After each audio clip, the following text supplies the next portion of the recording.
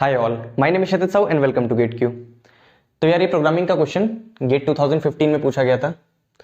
अब इस क्वेश्चन में एक सी प्रोग्राम दिया है और हमें बताना है कि जब हम इस प्रोग्राम को रन करेंगे तो ये प्रिंट स्टेटमेंट्स कितने टाइम्स एग्जीक्यूट होंगे। ठीक है, किसी भी प्रोग्राम की शुरुआत मेन फंक्शन से होती है। इसके बाद यहाँ पे इंटीजर टाइप के आई जे के तीन वेरिएबल्स 0 से इनिशियलाइज किए गए। ठीक है, आई जे एंड के तीनों को 0 से इनिशियलाइज किया गया है। ठीक है, इसके बाद j को मॉडिफाई कराया गया है इस एक्सप्रेशन की वैल्यू से। ठीक है, तो एक बार इस एक्सप्रेशन को लिख लेते हैं। 2 multiplied by 3, 2 multiplied by 3 divided by 4 plus 2.0 divided by 5 plus 8 divided by 5। ठीक है, अब यहां पे तीन तरह के ऑपरेटर्स यूज किए गए हैं, मल्टीप्लिकेशन, डिवीजन एंड एडिशन। ठीक है, जिसमें से मल्टीप्लिकेशन एंड डिवीजन की प्रायोरिटी ज्यादा होती है। ठीक है, तो अब इन दोनों की प्रायोरिटी सेम होती है तो हम लोग लेफ्ट टू राइट एग्जीक्यूट करेंगे। ठीक है, सबसे पहले इसको एग्जीक्यूट करेंगे। 2 मल्टीप्लाइड बाई 3 6। ठीक है, अब ये एक इंटीजर है। ठीक, 6 डिवाइडेड बाई 4 ये एक इंटीजर है, ये एक इंटीजर है। ठीक है, तो डिवीजन के बाद हम लोग सिर्फ इंटीजर पार्ट को ही कंसीडर करेंगे। ठीक है, यानी कि 1। इसके बाद प्लस से पहले डिवीजन है। अब ये इंटीजर है, यहां पे डेसिमल फॉर्म में है। ठीक है, तो इसका रिजल्ट क्या हो जाएगा 0.4। ठीक है,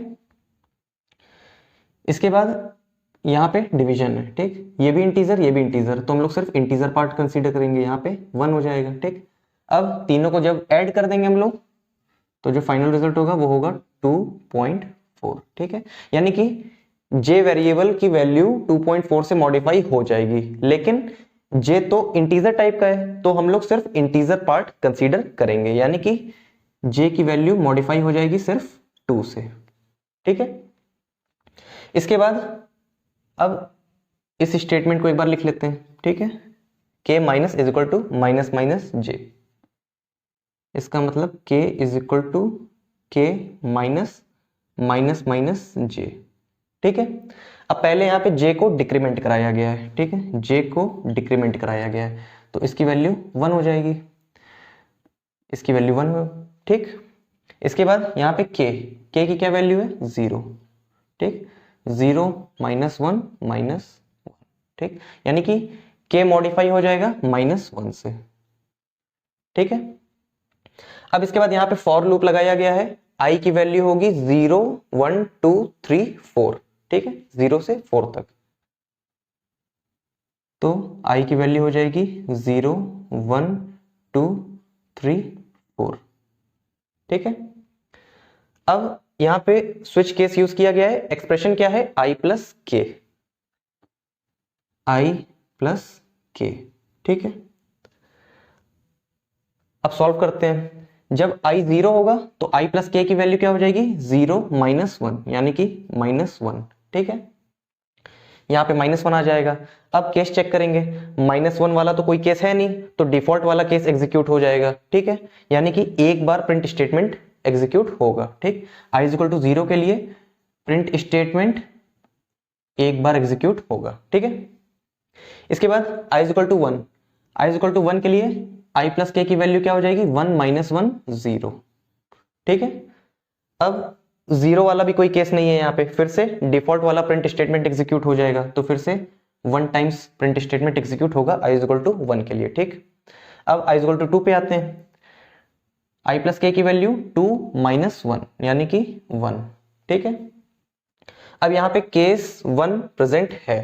ठीक है, अब केस 1 प्रेजेंट है लेकिन यहाँ पे कोई ब्रेक स्टेटमेंट कहीं भी नहीं है। ठीक है, तो सारे प्रिंट स्टेटमेंट एग्जीक्यूट होंगे। ठीक, यानी कि i इज इक्वल टू 2 के लिए 3 टाइम्स प्रिंट स्टेटमेंट एग्जीक्यूट होंगे। ठीक है, अब i इज इक्वल टू 3 पे आते हैं।